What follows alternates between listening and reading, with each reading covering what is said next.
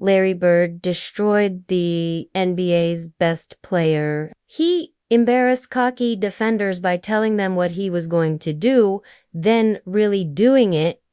And he said, I'm going to get it right here. I'm going to shoot it right in your face. He had the basketball and once won a three-point contest without even taking his warm-up jacket off for the money. Tonight, you'll meet every single one of them. The famous coach that ran away from his old player, the NBA bully who got embarrassed on TV, and the team who couldn't stop Bird even when he was only using his left hand. Bird with the left hand, and it went in. I'll show you why Larry Bird was the king of trash talk. The best shooter the NBA had ever seen, and how he made countless Hall of Famers and opponents feel bad for not respecting him. These are the people who got beat by Larry Joe Bird.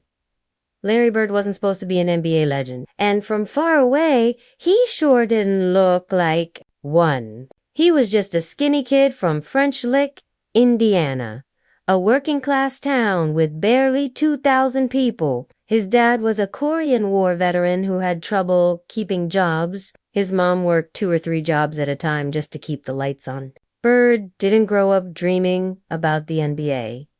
He just loved playing basketball and found peace on the court from life's daily problems.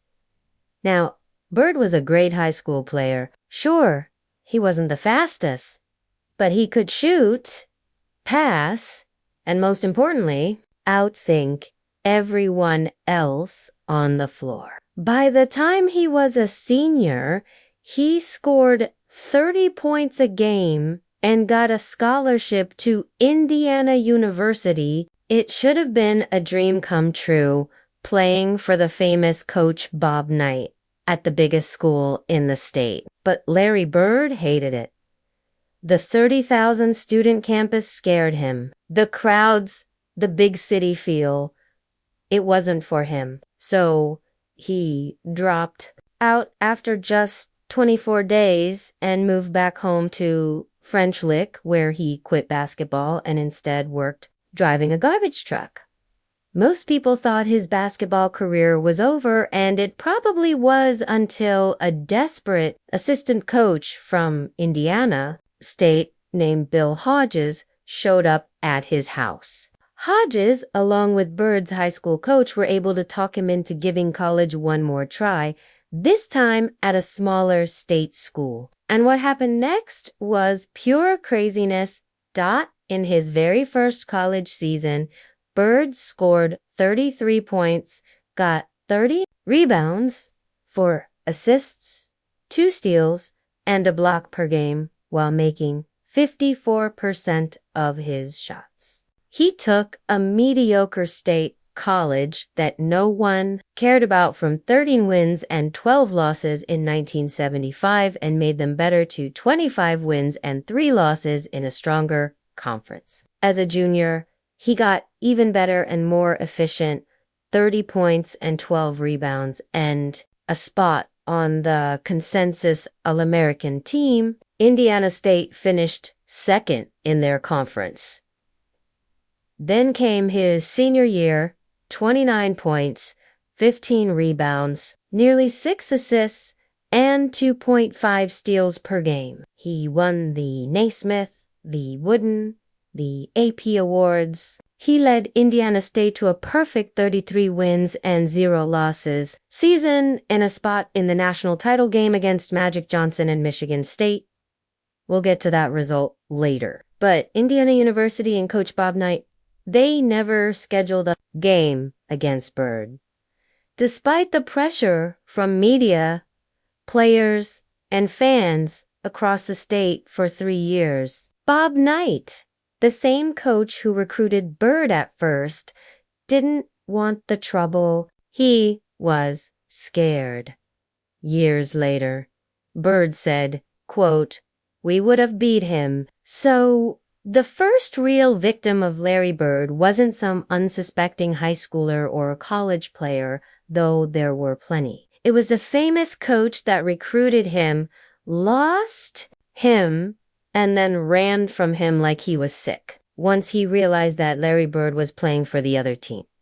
Now, by the time Berge became available for the NBA draft his junior year, he wasn't just some college basketball player. He was a national sensation.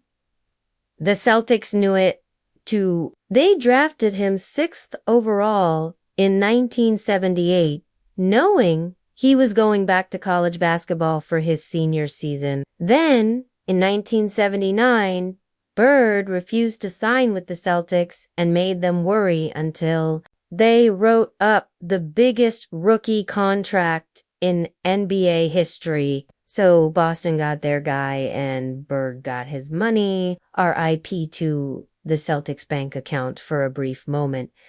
But around the same time, a tall point guard out of Michigan State entered the league too, and their rivalry was already burning red hot. The two biggest stars in college basketball history had just lit up the 1979 NCAA championship game. Magic Johnson's Michigan State versus Larry Bird's undefeated Indiana State. It was the most watched college basketball game ever, and it ended with Bird taking the loss. Larry hated it. So when both players entered the NBA that same year, Magic to the Lakers and Bird to the Celtics, the rivalry didn't stop. It just changed places. Once again, Bird immediately turned the Celtics around, leading them to a 32-game improvement. He scored 21 points, got 10.4 rebounds, and 4.5 assists per game, winning Rookie of the Year by a lot. Sweet revenge against Magic, who finished second in voting. But Magic, he went straight to the NBA Finals, and in Game 6 with Kareem Abdul-Jabbar out, he started at center and dominated the city, dropping 42 points and 15 rebounds, winning a championship in his rookie year. That was a bitter pill to swallow once again for Larry Dotso. The following year in 1981, Bird came back and won the All-Star Game MVP and an NBA title of his own. But then Magic responded with another Lakers championship in 1982. Bird took home the MVP in 1984 and finally got his revenge in the finals, beating Magic and the Lakers in 7 games, with Celtics fans calling Magic, quote, Tragic Johnson, who turned the ball over in multiple clutch situations and missed free throws to win the game in overtime. But that didn't last. Magic bounced back in 1985, took another title, and got back on top. Sure, Bird won his second MVP that season, but that wasn't enough. So, Bird answered with another masterpiece in 1986, a third MVP in a row, leading a 67-win team to an NBA championship again. Back and forth, these two went MVs, NBA titles, and more crazy highlights than one can count. You couldn't tell one player's story without the other. And that was the beautiful thing about this rivalry. Magic and Bird were each other's biggest victim and bully at the same time. Depending on the year, they were just trying to beat each other and make each other better. And fans got the show of a lifetime. And the league exploded in popularity when they finally shot a Converse commercial together in the late 80s. It marked a turning point in their relationship. I heard Converse made a pair of Bird shoes for last year's MVP. Yep. Well, they made a pair of matching shoes for this year's MVP. Okay, Magic, show me what you got. The rivalry had become a friendship. We sat down next to each other. How was your home? Oh, it's going good. How was yours? It's going great. I said, man, it's a nice spread. He asked me, is this where you play? I said, yeah, I play here if it's not windy. If it's rain or windy, I go to the gym, but this is where I do all my work. But that's Magic. He makes everybody feel welcome and warm, and he's a con man. But while Larry and Magic clashed over and over again, sometimes Magic falling short and becoming Bird's victim, or the other way around. The other NBA players in that time weren't so lucky. Bird was calling his shots, embarrassing NBA stars, and setting records all along the way. And the scariest part, nobody could stop him.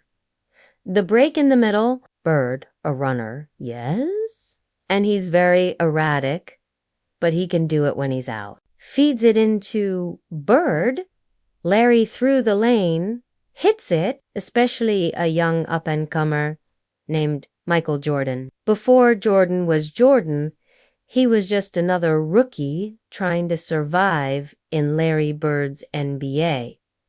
And in 1986, the Chicago Bulls got front row seats to a masterclass. The Bulls, they had no business being in the playoffs that year. They scraped in with 30 wins, but they had him, Michael Jordan, and in Game 2 of the first round against the Boston Celtics, he went crazy. That was the Christmas massacre, but on a good feed from Walled virtually all the way. Jordan Johnson saying, "You can have the baseline." They're hoping that Parrish will be able to get in there, dropping an NBA playoff record 63 points in the Boston Garden. Bird's reaction, quote, "That was God disguised as Michael Jordan." But here's the thing. The Celtics swept the Bulls. Jordan gave them everything he had. 49 points in Game 1. 63 in Game 2. And it didn't matter. Larry and the Celtics were too much. Penetration move. Bird over W pick and roll. Decides to go strongly. Bird inside the Larry Bird. Not an easy task. Oakley comes out too. Larry scored 27 points, 9 rebounds, and 9 assists per game against M. Bird goes for 3 and through his career won all 6 of their playoff matchups. Sure, Air Jordan got his points. Trying to fake Bird, can't do it. Michael Jordan scored nearly 40 points per game, 6 rebounds, 6 assists in the 6 games versus Larry. So I wouldn't say Jordan got embarrassed. He got schooled. Gene Banks has to roll off, but Bird still has time to get and Larry, he was the teacher. Now, this wouldn't be the last time they met, but this was the first and the start of a long pattern. Jordan would go off and Bird would walk away with the win. Michael Jordan didn't beat Larry Bird. You showed Michael Jordan going between his legs one time in the highlights, against Larry Bird. And that was the game. He got 63. That's when he dropped 63 on Bird. Yes, but if memory serves me correct, they got swept. No, not just lost. They got swept. So, Michael Jordan in the 80s, right? He never won, and he never beat Larry Bird. He never beat Magic and Kareem.